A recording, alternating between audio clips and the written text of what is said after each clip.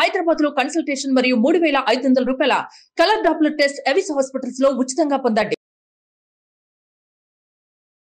Welcome to Suman TV. నేను మీ Suman TV Nag. Kolkata ఇన్సిడెంట్కి సంబంధించినటువంటి వాటి విషయంలో ఈరోజు సిబిఐ కోర్టు అంటే సెల్డా కోర్టు ఏదైతే ఉందో అక్కడ సందీప్ ఘోష్కి సంబంధించినటువంటి కొన్ని కీలక అంశాలు బయటికి రావడం జరిగింది. అయితే నిన్న సుప్రీంకోర్టు హియరింగ్స్ తర్వాత ప్రొటెస్టర్స్ కొంతమంది నిరసన ఆపుతారు అని చెప్పేసి అనుకున్నారు. దాని తర్వాత మమతా బెనర్జీ కూడా వాళ్ళతో మాట్లాడటం జరిగింది. పార్షియల్గా మాకు జడ్జిమెంట్ వచ్చిందే తప్ప దీనికి సంబంధించినటువంటి కంప్లీట్ జస్టిస్ రాలేదు అనేటువంటి వర్డ్ కూడా వినిపిస్తూ ఉంది. బోత్ సైడ్స్ నుంచి కూడా కొంత అంటే ఉపశమనం కలిగించేటువంటి విషయాలు వచ్చినా ఇంకా సరే నిరసన చాలా బలంగా చేసి ముందుకు వెళ్తూ ఉన్నారు. వీటికి సంబంధించినటువంటి అప్డేట్స్ ఏంటి అండ్ సందీప్ ఘోష్ అప్డేట్ ఏంటి అనేది ఈరోజు మనతో పాటు హైకోర్టు అడ్వకేట్ రవీంద్రనాథ్ గారు ఉన్నారు. అది వారి మాటలో అడిగి తెలుసుకుందాం. Hello sir.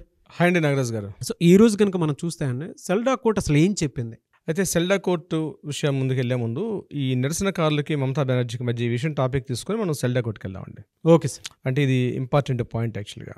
ముందుగా మమతా బెనర్జీ గారు ఏమనుకున్నారంటే వాళ్ళ డిమాండ్స్ ఏవైతే ప్రధానంగా 4 డిమాండ్స్ చెప్పారో ఆ 4 డిమాండ్స్లో కానీ మనం యాక్సెప్టెన్స్ ఇచ్చినట్లయితే డెఫినెట్గా వాళ్ళు స్ట్రైక్ కాల్ ఆఫ్ చేస్తారు, మళ్ళీ యథావిధిగా వాళ్ళు విధి నిర్వహణలో పార్టిసిపేట్ చేస్తారు, కొంతవరకు నాకు హెడ్ఏక్ తగ్గుతుంది అని భావించినటువంటి మమతా బెనర్జీ గారికి పెద్ద తలకాయ నొప్పిగా తయారయ్యారు ఈ నిరసనకారులు, వైద్య విద్యార్థులు.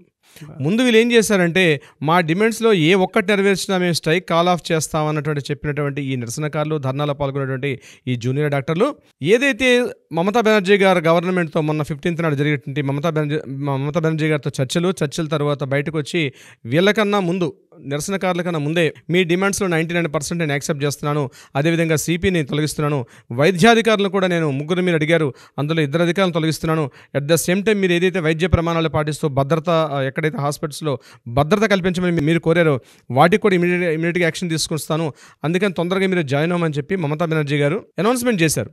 అనౌన్స్మెంట్ చేసినా సరే మేము అంతర్గతంగా మేము ఒక మీటింగ్ అనౌన్స్ చేసింది, మేము ఒక మీటింగ్ కండక్ట్ చేసుకుంటాం, మా మీటింగ్లో ఫైనల్ జడ్జిమెంట్ ప్రకారం మేము బయటకు వస్తామని కొత్త వెర్షన్ని చెప్పడం జరిగింది నిరసనకారులు. ఆవిడ డిఫెన్స్లో పడ్డారు మమతా బెనర్జీ గారు యాక్చువల్గా. అదేంటి మళ్ళీ కొత్త విషయం మాట్లాడుతున్నారని చెప్పి ఈ విషయాన్ని ఇదే టాపిక్ని సుప్రీంకోర్టులో కూడా ఈ డిస్కషన్ జరిగింది. నిన్న జరిగిన సుప్రీంకోర్టులో కూడా అందులో సీజే గారు అడిగినటువంటి ఒక ప్రశ్నకి సమాధానం చెప్తూ కపిల్ సిబాల్ గారు మేము వాళ్ళ మీద ఎటువంటి చర్యలు తీసుకోము, ఎవరైతే కాల్ ఆఫ్ చేస్తారో వాళ్ళ మీద ఎటువంటి క్రిమినల్ యాక్ట్లు కానీ ఇటువంటి ఏమీ ఉండవు, ఇమీడియట్గా వాళ్ళు జాయిన్ అవ్వచ్చు అని చెప్పి ఆయన సుప్రీంకోర్టులో కూడా చెప్పడం జరిగింది. అయినప్పటికీ కూడా వీళ్ళు స్ట్రైక్ కాల్ ఆఫ్ చేయలేదు. ఈ రోజు మధ్యాహ్నం మమతా బెనర్జీ గారు మరలా బయటకు వచ్చి మన దక్షిణ కలకత్తా జిల్లాలన్నీ కూడా వర్షాలతో మునిగిపోయి చాలా ఇబ్బందులు, ప్రజలు అల్లకల్లోలు పడుతున్నారు, వాళ్ళకి సరైన రవాణా సౌకర్యాలు లేక వర్షాలు హెవీగా రెన్స్ పడుతున్నాయి కాబట్టి పెద్ద సైక్లోన్ కూడా రావడం జరిగింది, సైక్లోన్ కూడా కేర్ చేయట్లేదు వాళ్ళు ఈ విషయంలో సంబంధించి. కాబట్టి మీరు మీ స్వస్థలాలకు వెళ్ళి మీరు అక్కడ వైద్య సేవలు అందిస్తే కానీ అక్కడ ప్రజలు చాలా ఇబ్బందులు పడుతున్నారు, కాబట్టి మీరు డ్యూటీలో జాయిన్ అవ్వమని చెప్పినప్పుడు కూడా నిరసనకారులు ఏమాత్రం కూడా రెస్పాండ్ కాలేదు. వీలైతే కేసుని టర్న్ చేద్దామని మొన్న ఒక సంఘటన తీసుకొని యాక్సిడెంట్ జరిగి ఒక హాస్పిటల్ అడ్మిట్ అయ్యి రోగి చనిపోతే ఆ కేసుని కూడా ఒక తన లిస్టులో వేసేసుకొని డాక్టర్లు ఇన్ టైంలో రెస్పాండ్ కాకపోవడం వల్ల 29 మెంబర్స్ చనిపోయారని చెప్పి మమతా బెనర్జీ గారు ఒక లిస్ట్ ఇచ్చారు.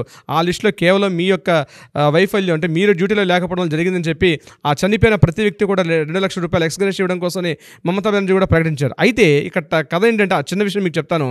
అందులో ఎవరైతే ఆ చనిపోయిన వ్యక్తి తాలూకా బంధువులు, ఆ యాక్సిడెంట్ కేసులో చనిపోయిన బంధువులు ఏం చెప్పారంటే మాకు మీ ఎక్స్గ్రేషియా అవసరం లేదు, ఎందుకంటే చనిపోయింది వైద్యాధికారుల యొక్క నిర్లక్ష్యం వల్ల కాదు, మేము సత్వరం వచ్చేటప్పటికి మాకు అంబులెన్స్లు కానీ మరొకటి కానీ మీరు ఇన్ టైంలో అందివ్వలేకపోయారు, అందువల్ల చనిపోయారు తప్ప ఈ యొక్క కేసుని అంటే మా జరిగిన ఈ దుర్ఘటనని మీరు వాళ్ళ మీద నెప్పవేదని సాక్షాత్తు సామాన్య జనం అండి ఏం చెప్పారు, సాధారణ కూలీ జనం వాళ్ళు పాపం డైలీ వేజెస్కి వెళ్తే కానీ పొట్టగడితే కానీ పొట్టగడనటువంటి దైన్య స్థితులు ఆ యొక్క మహిళ వచ్చి ఈరోజు మాట్లాడుతుంటే నిరసనకారులు వాళ్ళని అక్కం చేర్చుకొని ఆ సంఘటన చూసి చలించిపోయారండి.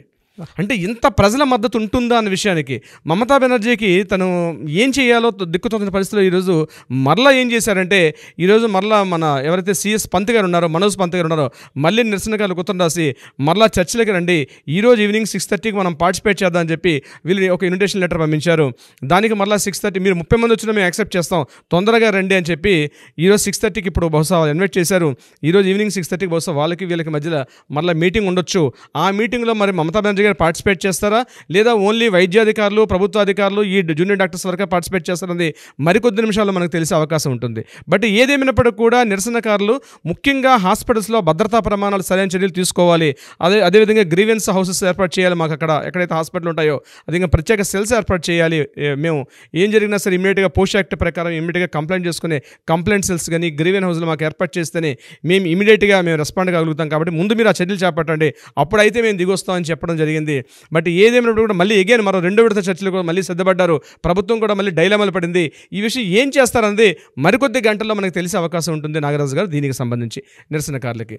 ఇదిలా ఉంటుండగా మరొక ఇంపార్టెంట్ విషయం ఏంటంటే, ఎవరైతే సుదీప్తో రాయ్ అని చెప్పామో మన తృణమూల కాంగ్రెస్ పార్టీ యొక్క ఎమ్మెల్యే అంటే సుదీప్తో రాయ్ కీలకమైన వ్యక్తి, నార్త్ బెంగాల్ లాబీలు అని చెప్పామో, నిన్న రాత్రి 12 గంటల నుంచి ఈరోజు మధ్యాహ్నం వరకు ఒక కంటిన్యూగా నాన్ స్టాప్గా ఆయన యొక్క నర్సింగ్ హోమ్ మీద, ఆయన ఇంటి మీద, ఆయన ఆఫీస్ మీద ఈడీ వాళ్ళు కంటిన్యూ దాడులు చేశారు. సుమారుగా మీరు చెప్తే నమ్మరండి, ఒక డీసీఎంకి సరిపోయే డాక్యుమెంట్స్ కలెక్ట్ చేశారటండి. అవునా? ఫైల్స్ బాక్సులు తీసుకొచ్చాడు ఇంట్లోంచి. ఒక పెద్ద గవర్నమెంట్ ఆఫీస్లో ఉండాల్సినటువంటి సెగ్మెంట్ ఆ పేపర్స్ అన్ని కూడా ఒక చిన్న సైజు 407 DCM వ్యాన్లో సరిపోయిన డాక్యుమెంట్స్ కలెక్ట్ చేసుకొచ్చి బాక్సులు తీసుకొని వస్తున్నారు, వ్యాన్లో ఎక్కిస్తున్నారట. బహుశా ఏంటో ఆ కట్టలు అన్ని కట్టల డాక్యుమెంట్స్ అని ఏం చేశాడో, ఏం అరాచకాలు జరిగాయో మనం నార్త్ బెంగాల్ లాబీలో చాలా విజయంగా వివరించాము. దీనికి సంబంధించి మన సిరీస్ ఆల్రెడీ కంటిన్యూ అవుతుంది. దీనికి సంబంధించిన డీటెయిల్స్ కూడా మనం ఆ ఎపిసోడ్లో మాట్లాడుకుందాం. బట్ ఎనీవే, ఎన్ఫోర్స్మెంట్ డైరెక్టరేట్ వాళ్ళు ఎవరైతే ఉన్నారో ఈయన మీద దాడులు చేసినవి మామూలు దాడులకు సుమారుగా 8 గంటల పాటు దాడులు చేసి సుదీప్త రాయ్ని యొక్క ఇంట్లోంచి కీలకమైన పత్రాలు నమోదు చేసుకున్నారు, కలెక్ట్ చేశారు.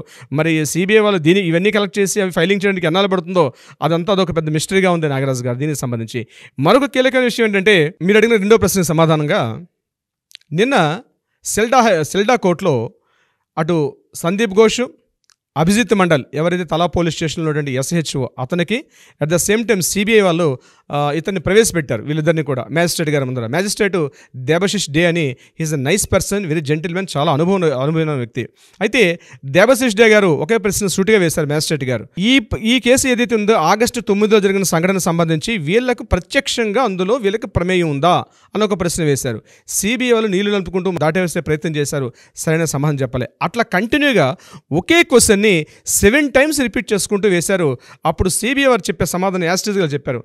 హత్యలో ఇతని యొక్క పాత్ర ఉన్నదా, ఇతని యొక్క ఇన్వాల్వ్మెంట్ ఉందా, మీ దగ్గర ఏమైనా సాక్ష్యం ఉందా అని మ్యాజిస్ట్రేట్ గారు ప్రశ్న వేశారు. ఇందులో అప్పుడు సిబిఐ వాళ్ళు 7వసారికి సమాధానం ఏం చెప్పారంటే, ఇందులో ప్రమేయం ఉన్న కొంతమంది వ్యక్తుల యొక్క ఆదేశాల మేరకు వీరు వ్యవహరించే అవకాశం ఉంది. వీరు డైరెక్ట్గా పాల్గొన్నారు అని మేము నేరుగా చెప్పలేము, అలా అని త్రోసిపుచ్చలేము, చాలా వెర్షన్స్ ఉన్నాయి. ఇది వాళ్ళకి మ్యాజిస్ట్రేట్ గారి మధ్య యాజ్ ఇట్ ఈజ్ వాళ్ళు జరిగినటువంటి ఆ బెంగాలీ వెర్షన్ని నేను మీకు ట్రాన్స్లేట్ చేసి చెప్పాను మన నాగరాజు గారు.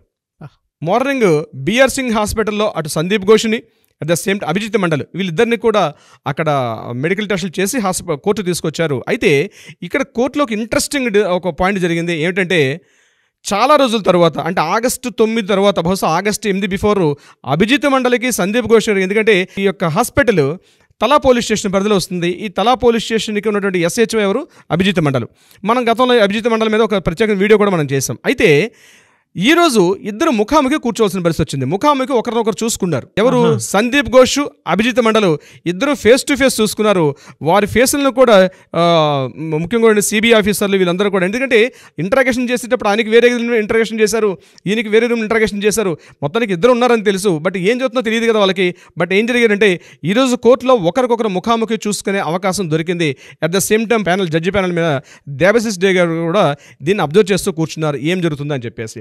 అయితే ఆయన ఏం చెప్పారంటే, ఇక్కడ మా ముందు ఇంటరాగేట్ చేయండి అని చెప్పి సిబిఐ అడ్వకేట్స్ని ప్రాసిక్యూట్ చేయండి, వీళ్ళు మాట్లాడని చెప్పి దేబశిష్ డే గారు ఒక పర్మిషన్ ఇచ్చారు వీళ్ళతో మాట్లాడమని చెప్పి. అప్పుడు వీళ్ళిద్దరిని కూడా ఇంటరాగేట్ చేశారు అడ్వకేట్స్. అక్కడే సిబిఐ అడ్వకేట్స్ ఇంటరాగేట్ చేసినప్పుడు ఈయన చెప్తున్నటువంటి సమాధానానికి, అదేవిధంగా మన అభిజిత్ మండల్ గారు చెప్తున్న సమాధానానికి ఎక్కడ పొంతలు లేవు. ఇదే విషయం నాకు 2 నిమిషాలు మాట్లాడిన తర్వాత ఇమీడియట్గా సిబిఐ అడ్వకేట్స్ అదే చెప్పారు, సార్ మేము ఇంటరాగేషన్ చేసినప్పుడు కూడా వీళ్ళు పొంతలు లేని సమాధానాలు చెప్తున్నారు, చెప్పే విధానం కూడా ఇలానే ఉంది అని చెప్పడం కూడా జరిగింది. అంటే పొంతలు లేవు, ఈయన చెప్పే వెర్షన్కి ఆయన చెప్పే వెర్షన్కి సమాధానాలు ఎక్కడ పొంతలు లేవు. అంటే క్లియర్గా అడిగారు, మీకు ఎన్ని గంటలకు మార్నింగ్ ఫోన్ వచ్చింది అని సందీప్ ఘోష్ గారిని అడగడం జరిగింది. 9:30కి నేను ఫోన్ రిసీవ్ చేసుకున్నాను అని చెప్పారు ఈయన. At the same time Abhijit Mandal గారికి అడిగారు, మీకు ఫోన్ ఎన్ని గంటలకు వచ్చిందని. అంటే మార్నింగ్ 10:03 మాకు వచ్చింది ఫోను. ఓకే, మీరు ఎన్ని గంటలకు మీరు GDA డైరెక్ట్లో మీరు అక్కడ ఏమని రాశారు అంటే, మీకు ఏమైనా ఫోన్ వచ్చింది అంటే ఆల్రెడీ సౌమిత్ర రాయ్ ఎవరైతే పీజీటీ విద్యార్థి 9:30 సౌమిత్ర రాయ్ ఫస్ట్ ఆ యొక్క మృతదేహాన్ని చూసిన తర్వాత ఇమీడియట్గా ఇన్ఫార్మ్ చేయడం జరిగింది. సో సౌమిత్ర రాయ్ మీకు ఏం ఇన్ఫార్మ్ చేసి ఫోన్ చేశాడు, సార్ ఒక డెడ్ బాడీ ఉంది అని మీకు ఫోన్ వచ్చింది. Is it right? అవును సార్ వచ్చింది. మీరు వచ్చినప్పుడు మీరేమని జీడీలో మీరు ఏమని రాశారు? ఎఫ్ఐఆర్ అంటే ఇంకా జీడీఈలో అంటే ఎఫ్ఐఆర్కి ముందు జీడీ ఉంటుంది, అంటే జనరల్ డైరీ ఇన్ఫర్మేషన్ జీడీఐ. అందులో మీరు ఏమని రాశారు? ఇన్ఫర్మేషన్ వచ్చింది ఒక అమ్మాయి స్పృహలో లేదు అని చెప్పి మీరు రాశారు. మీకు వచ్చిన ఇన్ఫర్మేషన్ ఏంటి? అమ్మాయి చనిపోయింది అని. ఒక అమ్మాయి ఇక్కడ డెడ్ బాడీ ఉందని మీకు వస్తే అమ్మాయి స్పృహలో ఉందని 7 నిమిషాలు లేట్లో ఈ వర్డ్ని మీరు ఎందుకు రాశారు అని డైరెక్ట్గా సిబిఐ వారి అడ్వకేట్ అడిగారు. At the same time magistrate గారు ముందర ఈ డిస్కషన్ జరగడం జరిగింది అక్కడ. అప్పుడు మ్యాజిస్ట్రేట్ గారు BNS 173 సెక్షన్ ప్రకారం మీరు ఏదైతే మీకు దొరికిన సాక్ష్యం ఏదైతే ఉందో దాన్ని మీరు అతి ప్రామాణిక ఒక సిస్టమ్ ప్రకారం మీరు నమోదు చేయడంలో మీరు పూర్తిగా విఫలమయ్యారు, దానికి మీరు అంగీకరిస్తున్నారా అని అడగడం జరిగింది. దానికి ఆయన సమాధానం చెప్పకుండా అభిజిత్ మండల్ గారు మౌనముద్ర వహించడం జరిగింది అక్కడ. అయితే నాగరాజ్ గారు ఈ డిస్కషన్ వెరీ ఇంట్రెస్టింగ్ అనమాట. ఇద్దరు ఆపోజిట్ చైర్స్లో కూర్చున్నారు, ఒకరు ముక్కలు చూసుకుంటున్నారు. ఇతనేం చెప్పాడో అతనికి తెలియట్లేదు, అతనేం చెప్పాడో ఇతను తెలియట్లేదు అట్ ద టైమ్ ఆఫ్ ఇంటర్గేషన్లో.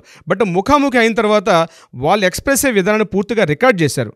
ఏమని ఇది కూడా ఇట్స్ అ పార్ట్ ఆఫ్ కోర్టులో వారి యొక్క భావాలు ఎలా ఉన్నాయి, వాళ్ళు బిహేవ్ చేసే విధానాలు ఉందని కూడా వాళ్ళు చేశారు. ఈ డిస్కషన్ అయిపోయిన తర్వాత మధ్యాహ్నం 1:30, 1:40 ప్రాంతాలు మళ్ళీ ఇక్కడి నుంచి తీసుకొని మళ్ళీ సిబిఐ ఉన్నటువంటి కోర్టులో జాయిన్ చేయడం జరిగింది. ఇది very interesting point. After August 9 తర్వాత ఇది మనం పబ్లిక్లో జరిగిన విషయం కాబట్టి అందరూ చూశారు దీన్ని.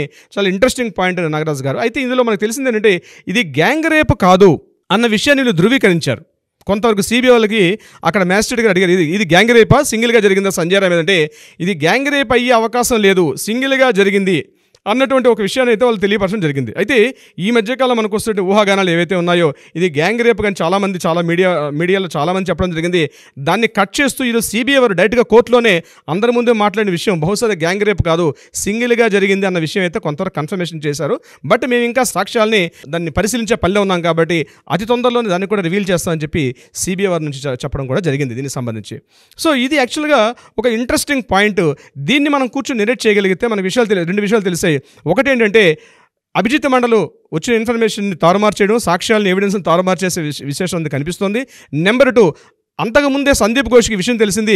సందీప్ ఘోష్ ఈ విషయాన్ని అభిజిత్ మండల్తో మాట్లాడినటువంటి ఆ call recordings, total mobiles call recordings అన్నీ కూడా ఈరోజు కోర్టులో వాళ్ళు ప్రవేశపెట్టారు. అవి కూడా డీకోడ్ చేశారు. టోటల్ కాల్ డేటా అంతా కూడా డీకోడ్ చేశారు.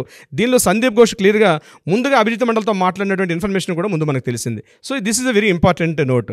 మరొక ఇంపార్టెంట్ ఏంటంటే ముందుగా మాట్లాడినటువంటి మన మ్యాజిస్ట్రేట్ గారు ఒక క్వశ్చన్ రైజ్ చేశారు, ఇందులో వీళ్ళకి డైరెక్ట్ ఇన్వాల్వ్మెంట్ ఉందా అంటే సిబిఐ వారు 7 సార్లు ప్రశ్న తర్వాత సమాధానం చెప్పింది ఏంటంటే ఉండొచ్చు ఉండకపోవచ్చు అంటగా మాట్లాడారు. బహుశా వాళ్ళ దగ్గర కూడా కన్ఫర్మేషన్ రాలేదు. దాని బహుశా నెక్స్ట్ హియరింగ్స్లో ఈ విషయాన్ని కన్ఫర్మేషన్ చేసే పనులు అయితే ఉంటారు. నాగరాజ్ గారు వాట్ ఏ నాలెడ్జ్ అంటే పిన్ టు పిన్ అక్కడ జరిగినట్టు కళ్ళకు కట్టినట్టు చూపిస్తున్నారు సార్. న్యాయం కోసం ఎంత దూరం అయినా సరే వెళ్ళడానికి ప్రయత్నం చేయడానికి అంటే మన వంతుగా మనం ఇన్ఫర్మేషన్ ఇస్తూ ఉన్నాం. కానీ బట్ మీరు మాత్రం ప్రాక్టీస్ అంతా పక్కన పెట్టి దీనికి ఒక రైట్ జడ్జ్మెంట్ వస్తుంది నాగరాజ్ గారు అని చెప్పేసి ప్రతిసారి మన ఆడియన్స్తో పాటు మీరు కూడా ఈ కృషి ఏదైతే ఉందో డెఫినెట్గా ఒక మంచికి నాంది పలుకుతుంది. ఏదైనా we want justice, we demand justice. Thank you so much Ravindranath garu. Thank you so much Nagaraj గారు.